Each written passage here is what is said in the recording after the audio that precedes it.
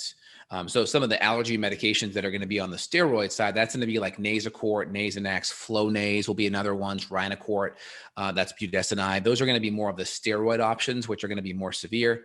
Then you have the leukotriene blockers, right, which is the montelukast medication, which is the montelukast sodium, which essentially is the Singulair. And then you have the H1 receptor site blockers or antagonist. And those are going to be like your antihistamines, right? That's going to be like your Allegra, your Claritin, right? Your Zyrtec. Those are going to be more on the antihistamine side. And some make you drowsy. Allegra may not as much. But in the end, like you mentioned, Evan, these medications are not getting to the root cause, especially if you weren't born out of the womb with allergies. This is something that's developed over time, typically because your antigen bucket or your stress bucket has been filling up over time. And diet plays a big role. The more inflamed your body is, the more your immune system will over respond to allergens in the environment.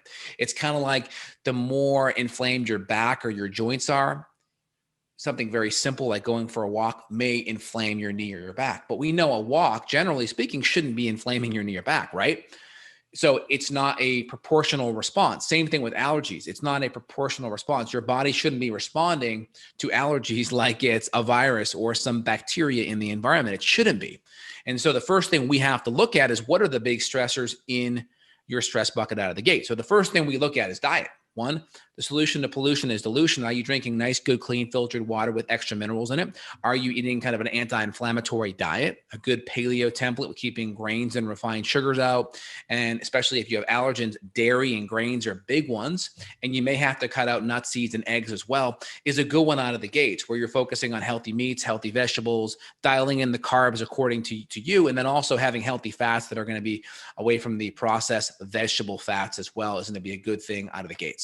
Yeah, and we've seen people have significant improvements just by getting the diet dialed in. I mean, I've heard 50-60% improvement with allergies just by eating clean. People that were eating gluten for breakfast and dairy for lunch on their salads, doing their ranch dressing and their breadcrumbs and all that crap. And then we get them eating clean, and all of a sudden the allergies are better, and people are either reducing their medication or they're able to completely get off of their medication, which is a big goal for a lot of people. They feel dependent and they feel scared, like, well, what if I travel, or what if I go somewhere and I don't have access to this medication?